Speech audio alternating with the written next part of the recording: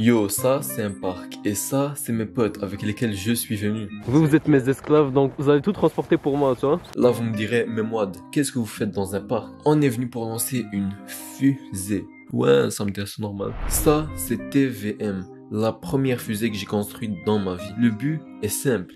Décoller et atterrir en un seul morceau. Tous ces mois de travail nous ont menés ici. Et dans quelques secondes, je m'apprête à allumer le moteur de cette fusée. Et j'ai aucune idée de ce qui va arriver.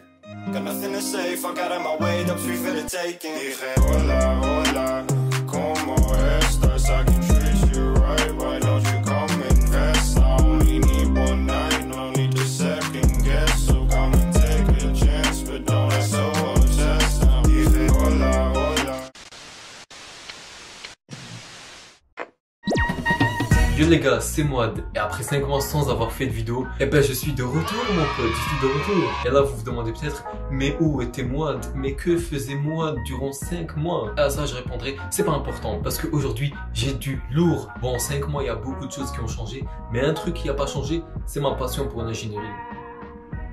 Et aussi ma passion pour construire des trucs totalement inutiles. Mais bon, vous avez vu le titre, aujourd'hui je vais construire ma toute première fusée. J'étais mytho, ça fait 3 mois que je l'ai déjà fait et je suis en train de procrastiner. Bon, déjà peut-être vous vous demandez pourquoi je veux construire une fusée. Et à ça je répondrai, frère, pose de meilleures questions parce que c'est pas pertinent. Bien sûr, je veux construire une fusée, genre, est-ce que j'ai vraiment besoin de donner une explication? C'est juste une fusée, mec. Plus sérieusement, il y a 1 an et demi, j'avais regardé le lancement d'une fusée SpaceX. Et pour la toute première fois, je l'avais regardé en live. Je peux même pas le mettre en mots ce que j'ai ressenti quand j'ai regardé ce live. Genre mec, une fusée qui décolle avec des humains dedans, genre c'est juste tellement incroyable en fait. Genre avec le décompte, genre 5, 4, 3, 2, 1, et là, les flammes des moteurs. Bref, depuis ce jour, je suis juste fanatique des fusées. Et j'ai toujours eu envie d'en construire une. Le truc, c'est que j'ai jamais fait de fusée dans ma vie. Et vu que ça va être la première, il y aura beaucoup de choses que je dois faire que je maîtrise pas du tout. Donc cette fusée, c'est l'opportunité parfaite pour apprendre tout ce que j'ai besoin d'apprendre pour construire des fusées. Donc je veux une fusée très simple, qui a le strict minimum pour pouvoir voler. Donc j'aurais besoin juste de quelques mécanismes comme la propulsion, les parachutes et tous les trucs qui sont vraiment importants à une fusée. Cette fusée va être rien de ouf, mais ça va être ma première et c'est ça qui va me permettre d'évoluer pour la suite. Mais avant de commencer à construire quoi que ce soit, il faut comprendre comment une fusée marche.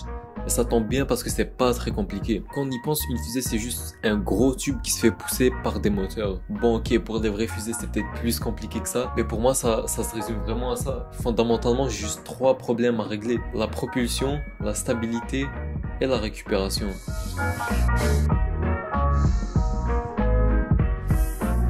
Pour pousser la fusée, je vais utiliser un moteur à ergol solide. En gros, c'est un moteur qui brûle de la poudre pour pousser des gaz vers le bas. Et en retour, tous ces gaz vont pousser la fusée vers le haut. Ces moteurs sont pas vraiment dangereux, mais ça change pas le fait que j'ai pas envie d'être à côté de ce truc quand il va s'allumer. Donc pour allumer le moteur, je vais utiliser une wireless relay. En fait, c'est la même chose qu'un interrupteur, sauf que je peux la contrôler à distance pour allumer le moteur. Quand le moteur va s'allumer, il faut absolument garder la fusée droite. Et ça commence au sol, avec la barre de lancement. Elle va permettre de guider la fusée vers la bonne direction. Mais c'est pas suffisant. Une fois dans les airs, il n'y a rien qui l'empêche de changer de direction. Et c'est là que les fins viennent rentrer en jeu. Ils permettent de rajouter du frottement avec l'air dans le bas de la fusée pour la stabiliser. Donc avec du vent, le bas de la fusée va se faire pousser vers le bas. C'est ce qui va aligner la fusée vers la direction du vent. Alors tout ça, c'est rien de nouveau. Les fins ont toujours été utilisés pour stabiliser tout et n'importe quoi. Vous en avez même sûrement déjà vu. Sur les avions, les flèches, les fléchettes. Et finalement, pour récupérer la fusée, il faut simplement déployer un parachute après qu'elle a atteint son hauteur maximale. Alors comment je vais déployer un parachute? Mais surtout, comment je vais le faire au bon moment si la fusée n'a pas d'électronique?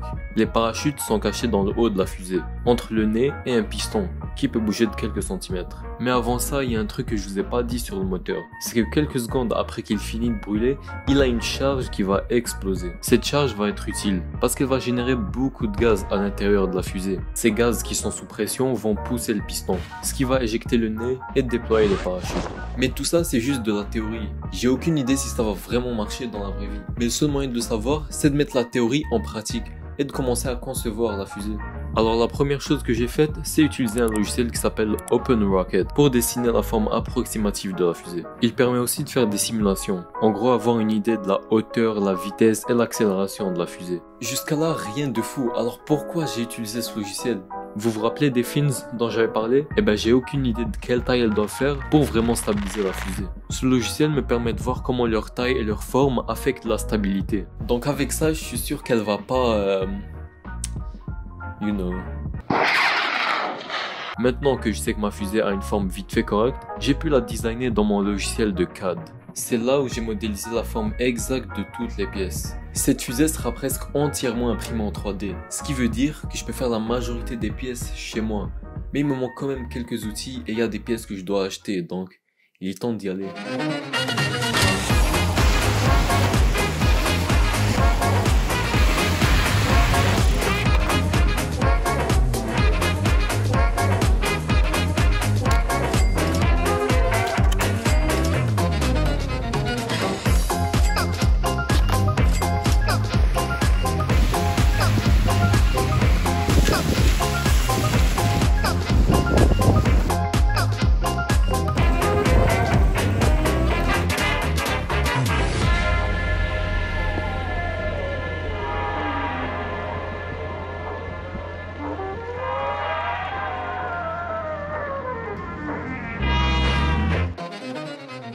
J'avais besoin d'un endroit vraiment vaste pour lancer la fusée parce que je veux pas que ça tombe sur la tête de quelqu'un ou que ça va dans les arbres ou quelque chose comme ça. Bon, j'ai cherché vite fait sur Google Maps et tout et j'ai trouvé ce parc.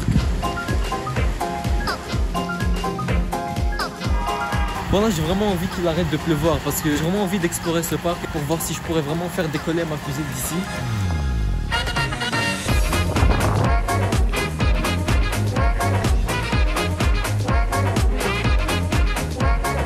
Je croyais on était potes, mais ils s'en bat les couilles de moi comme ça.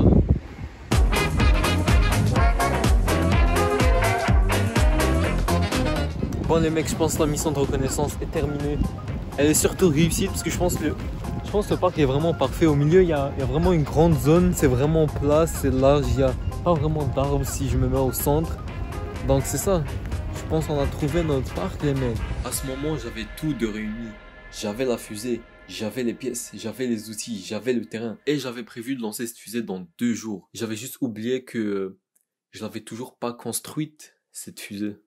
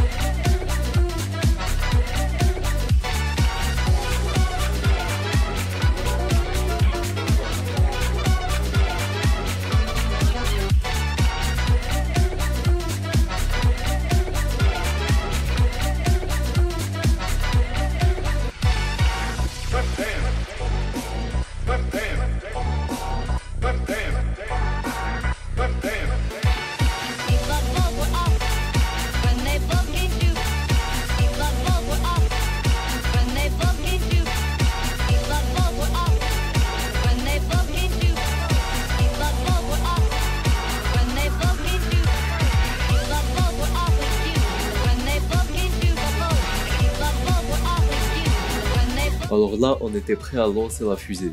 C'était très stressant parce que je savais pas si ça allait marcher. En vrai, je m'attends pas à ce qu'elle marche du premier coup, même si j'ai tout fait pour que ça soit le cas.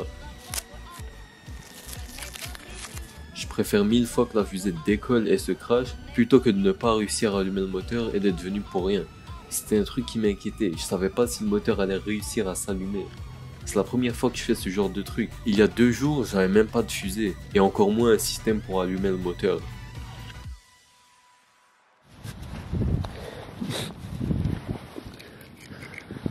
Yo, vous êtes prêts? 5, 4, 3, 2, 1.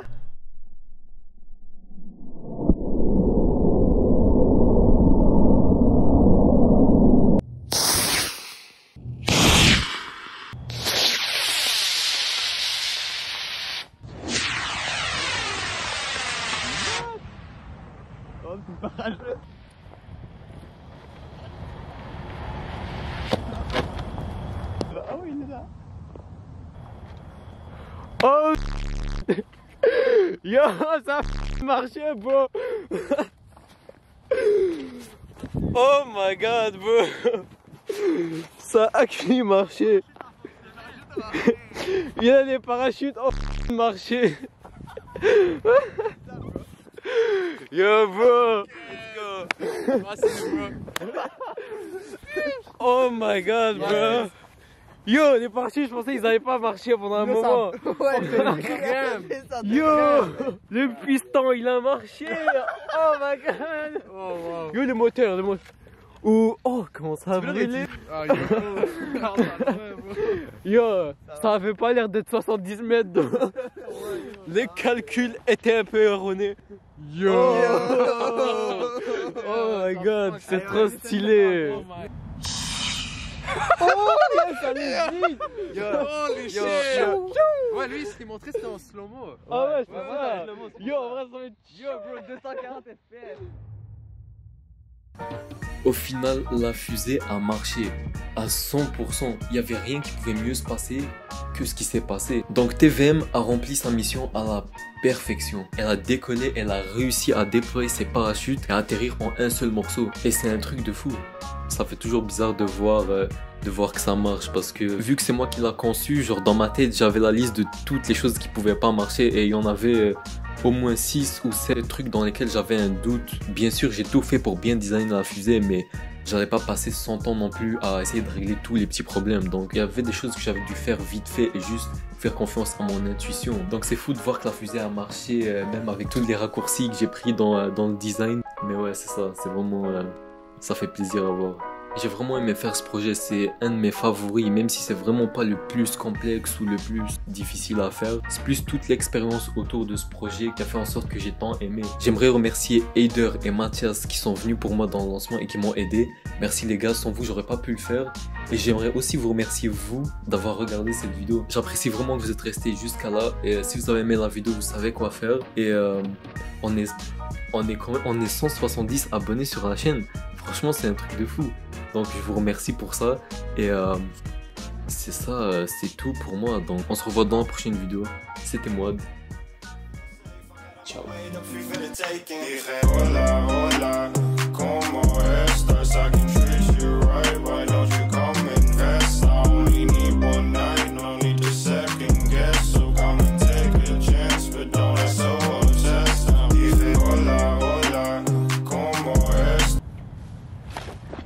Ha ha ha ha.